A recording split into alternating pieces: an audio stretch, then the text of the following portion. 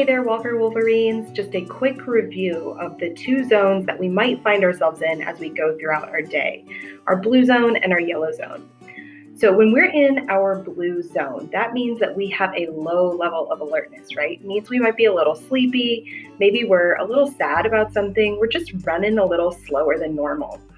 Then when we're in our yellow zone, it's kind of the opposite. We have maybe a little bit too much energy, right? That could be because we're frustrated or we're stressed out. It could be because we're really excited about something and we're having a hard time focusing.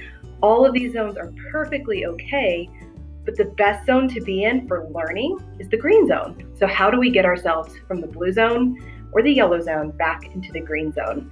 I'm going to be sharing some tips and tricks with you for ways that you can get yourself back into that green zone so that you can do your best learning. Now, some of these tips may work best for one zone or the other. Some of them might work for both. It's important for you just to try them out and see which ones work for you. We're all different. It's all going to work differently for us. So more on that in just a minute. All right, real quick, stand up. Everybody standing, move stuff out of your way. Give yourself just a little bit of space. We're standing. Take a deep, full breath in. Reach your arms up. Lean over to your right. Stretch the side of your body. One more breath in, reach up. Breath out, lean to your left. Deep breath in, reach up, fullest breath.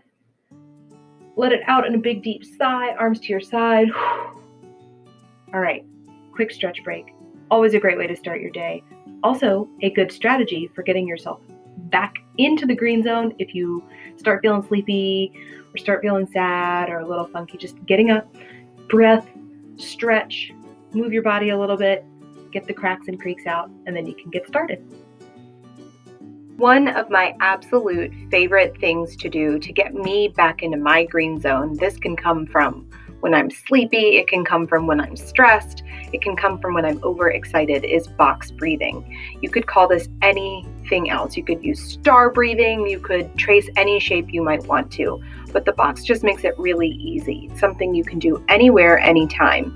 It helps if you can draw yourself out a square or have a square somewhere around and you can trace it with your finger as you go. That adds in that extra layer of support. So what you do for box breathing is you breathe in, counting to 3. Then you hold your breath for 3 seconds, breathing out, taking 3 seconds to get all the air out, and then holding again for 3 more seconds. You'll try this at least 3 to 4 times. If you do this one box 3 or 4 times. Now, as you go, you might challenge yourself to add a second each time. So maybe you hold for 3 seconds the first time, then 4. Try to work yourself up to 10 whole seconds. If you can hold your breath for 10 seconds on each round, it's a way to give you some more energy sometimes if you're feeling sleepy. It's also a great way to relax your body if you're feeling stressed out.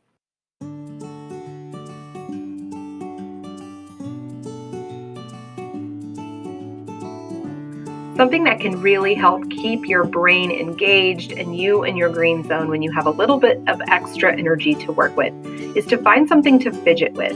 It's important to find something that isn't going to distract you or distract your classmates. So you want it to be quiet. You want it to be something that you can easily keep focusing on your teacher on the screen or whatever assignment you're working on. But finding something to keep your hands busy can keep you engaged in what's going on around you, whether that's flicking a pencil or finding a fidget spinner, a stress ball, some Play-Doh, finding a pillow to squeeze, something that keeps you engaged and get some of that energy out without distracting you from your classwork.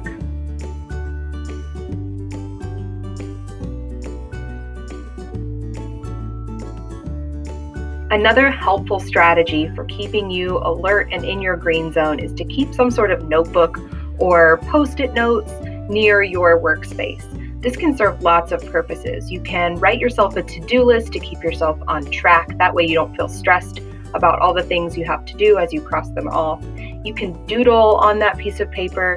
You can also use it to help pay attention and write questions that come to your mind so that you don't forget them when the time comes to ask those questions.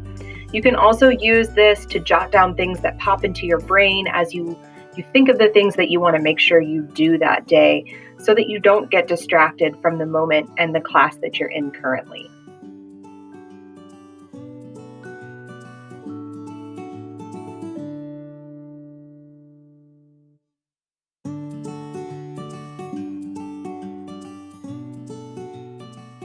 Another option for you to get re-regulated that is always available to you is the ability to take a break and check in with your counselor.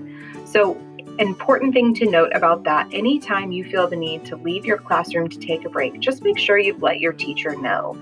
Just say, hey teacher, I'm going to talk to Miss Dinwiddie, or I'm going to talk to Mr. K. And usually that's going to be just fine with your teacher. It's just important that they know that you are still engaged and that you're going somewhere safe.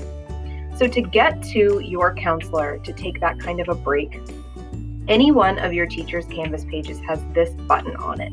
This Counselor Connect button, it looks the same on every page. When you click it, it will either take you directly to my office, Miss Dinwiddie, or Mr. K's office, or it'll give you the option. So if you're in 5th grade, you'll click this for Miss Dinwiddie.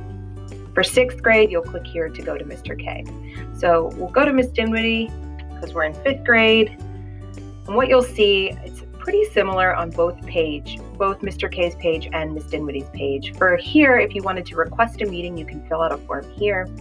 If you click Miss Dinwiddie's office, it'll take you directly to my Zoom waiting room where I will let you in and we can have a virtual meeting that way if talking about it seems like it would be helpful.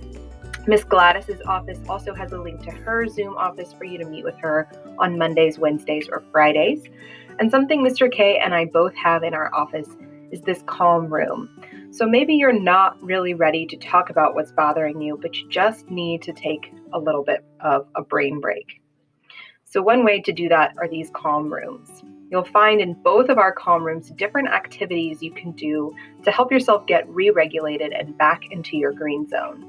So each one of these icons is a different opportunity. I welcome you to come check it out on one of your lunch breaks just to see what's all about and what's available to you the next time you feel like you need to get back into your green zone. Checking out of your classroom and checking in with your counselor can be the best way to get yourself back into that green zone. Our goal will always be to hear you out, to give you some helpful strategies, to get you back in that green zone and get you back to class so that you can do your best learning.